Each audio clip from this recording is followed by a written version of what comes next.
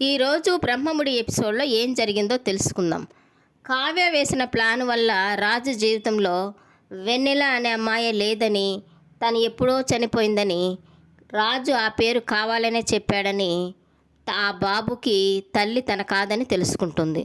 ఇక ఈ విషయము శ్వేత తను మాట్లాడుకొని రాజుకి ఈ విషయం ఎప్పటికీ చెప్పకూడదని అనుకుంటూ ఉంటారు. ఇక ఆ పార్టీ అయిపోయిన తర్వాత రాజు కావ్య బాబుని తీసుకొని కారులో బయలుదేరి వస్తూ ఉంటారు.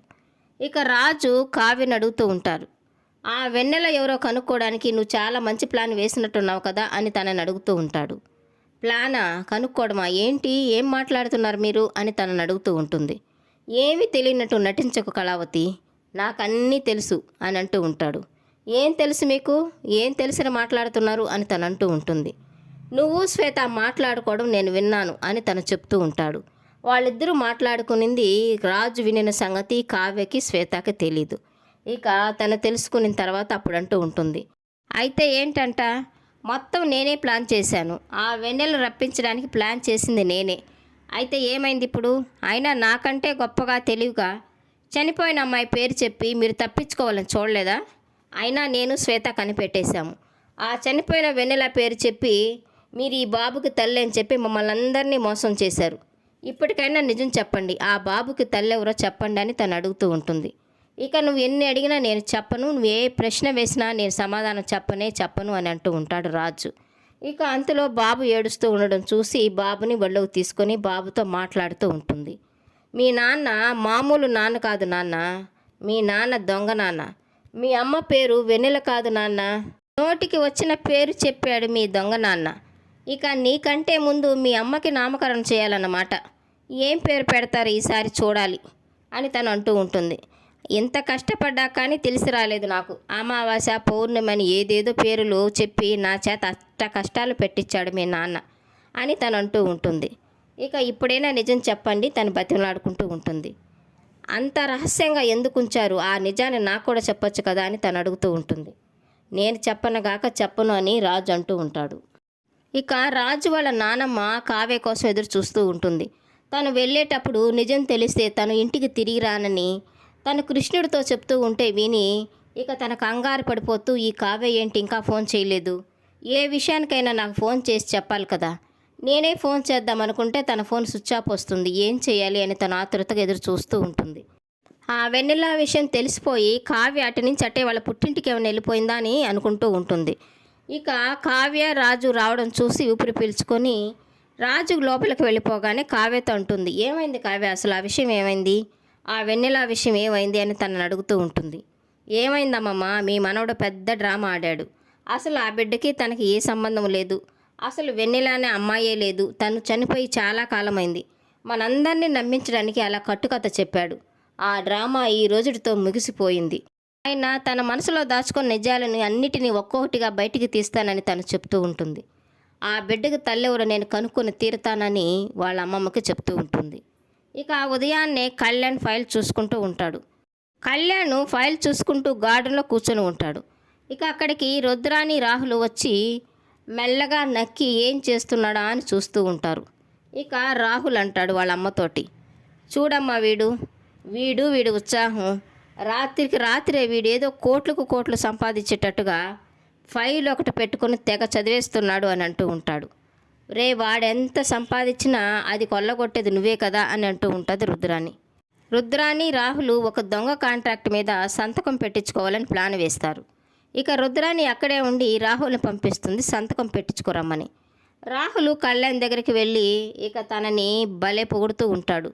రాజు ప్లేస్లో కూర్చోనంటే కూర్చోనన్నావు, నా వల్ల కాదన్నావు, ఇప్పుడు చూడు ఎంత చక్కగా పని చేసుకుంటున్నావో, ఇలా చేస్తే నువ్వు రాజు కంటే గొప్పవాడు అయిపోతావు అని తను చెప్తూ ఉంటాడు. లేదు రాహుల్, అన్నయ్య కంటే నేను ఎప్పటికీ గొప్పవాడిని కాలేను, అన్నయ్య ప్లేస్ని నేను ఎప్పుడు భర్తీ చేయలేను, రాజు రాజే, మంత్రి మంత్రే అని తను చెప్తూ ఉంటాడు. ఇక ఒకసారి ఆ ఫైల్ చూసి సంతకం పెట్టని రాహుల్ తనని అడుగుతూ ఉంటాడు. సరే రాహుల్, నేను ఒకసారి అన్నయ్యతో మాట్లాడి ఆ విషయం చెప్తాను అని తను అంటూ ఉంటాడు. ఇక ప్రతి దానికి నువ్వు అన్నయ్యని అడుగుతూ ఉంటే ఇక నువ్వు ఎప్పుడు ఎదుగుతావు కళ్యాణ్ అని అంటూ ఉంటాడు రాహుల్. నేను ఈ సీట్లో కూర్చున్నంత మాత్రాన సొంతంగా నిర్ణయాలు తీసుకోవాలని ఏమీ లేదు రాహుల్, అన్నయ్యని అడగంది నేను ఏది చేయను, తనకు చెప్పందే తన సలహా లేనిదే నేను ఏది పాటించను, అయినా అన్నయ్య ఎక్స్పీరియన్స్ ముందు నేనెంత అని తను అంటూ ఉంటాడు. ఇక రాహుల్ ఆ ఫైల్ అప్పుడే చూసి సంతకం పెట్టడు. ఇక తర్వాత ఆ పని చూద్దామనుకొని రాహుల్ అక్కడి నుంచి వెళ్ళిపోగానే అనామిక వచ్చి కళ్యాణ్ని వాళ్ళ అమ్మ వాళ్ళ ఇంటికి భోజనానికి రమ్మని పిలుస్తుంది. ఇక నేను ఆఫీస్కి వెళ్ళాలి, నాకు అంత టైం లేదు, అలాంటివన్నీ నువ్వే చూసుకో అని చెప్తూ ఉంటాడు కళ్యాణ్. తప్పకుండా వాళ్ళు పిలిచారు, వెళ్ళాలి అని తను చెప్తూ ఉంటుంది. నేను రానన్నాను కదా అనామిక, నేను రాను, నువ్వు వెళ్ళు అని అంటూ ఉంటాడు.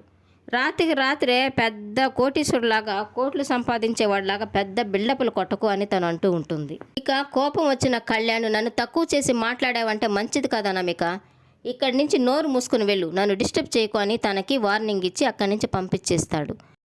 కళ్యాణ్ ఉదయాన్నే ఫైల్ చూసుకుంటూ ఉంటాడు ఆఫీస్కి వెళ్ళబోయే ముందు.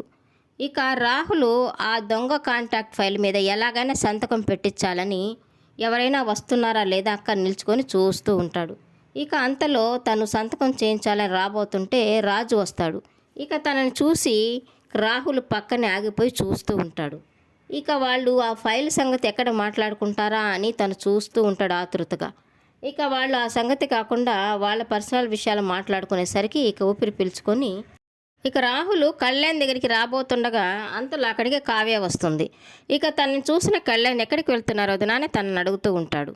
నేను గుడికి వెళ్తున్నాను కళ్యాణ్, నాకు సంతోషమైనా దుఃఖమైనా ఏదైనా నేను గుడికి వెళ్ళి దేవుడికి చెప్పుకుంటేనే నాకు నా భారం తగ్గిపోతుందని తను చెప్తూ ఉంటుంది.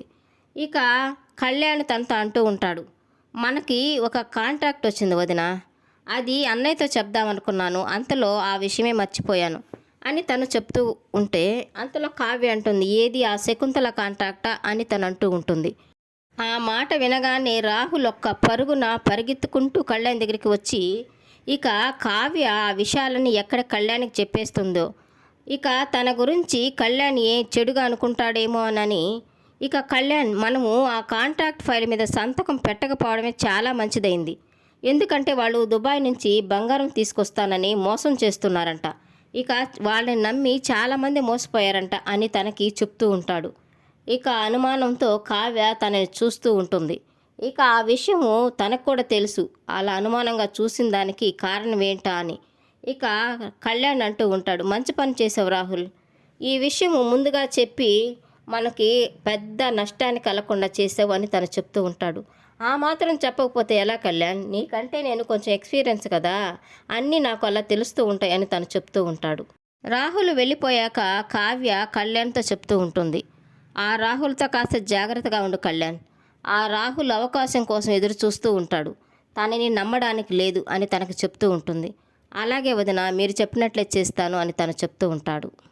రాజు బాబుకి పాలు తాగిస్తుంటే తను తాగకుండా ఏడుస్తూ ఉంటాడు. ఇక ఏమైందని ఎంత ప్రయత్నం చేసినా ఆ బాబు పాలు తాగకుండా అలాగే ఏడుస్తూనే ఉంటాడు. ఇక రాజు తన వల్ల కాక డాక్టర్కి ఫోన్ చేసి తను అడుగుతూ ఉంటాడు, బాబు పాలు తాగడం లేదు, ఏడుస్తూ ఉన్నాడని.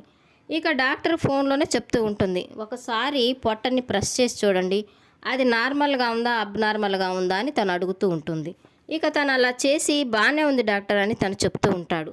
ఇక ప్రాబ్లం లేదు, ఒక 2 గంటలు చూడండి, తర్వాత ఏదైనా ప్రాబ్లం అయితే హాస్పిటల్కి తీసుకురమ్మని తన ఫోన్లోనే చెప్తుంది. ఇక రాత్రి అయ్యేసరికి బాబు ఏడ్చి తనకి బాగా జ్వరం వచ్చేస్తుంది. ఇక ఏం చేయాలో అర్థం కాక ఇంట్లో వాళ్ళందరూ బాగా కంగారు పడిపోతూ ఆ బాబుని హాస్పిటల్కి తీసుకెళ్ళమని చెప్తారు. ఇక అందరూ బాబుని హాస్పిటల్కి తీసుకెళ్ళాక డాక్టర్ టెస్ట్ చేసి తను చెప్తూ ఉంటుంది, మీరు ఇప్పుడు ఈ బాబుని ఏ హాస్పిటల్కి తీసుకెళ్ళినా ఎన్ని పరీక్షలు చేసినా తల్లి తర్వాత ఎవరిని, ఈ బాబుకి తల్లి కావాలి, తల్లి స్పర్శ కావాలి, తల్లి పాలు కావాలి, ఇప్పుడు ఈ బిడ్డని తల్లికి అప్పచెప్పితేనే ఈ బాబు క్షేమంగా ఉంటాడని డాక్టరు అందరికీ చెప్తూ ఉంటుంది. ఇక రాజు ఆ బాబుని తల్లి దగ్గరికి తీసుకెళ్తాడా లేక ఆ తల్లిని అక్కడికి రప్పిస్తాడా, జరగబోయే ఎపిసోడ్లో తెలుసుకుందాం. ఈ వీడియో నచ్చినట్లయితే లైక్ చేయండి, సబ్స్క్రైబ్ చేయండి. Thank you for watching.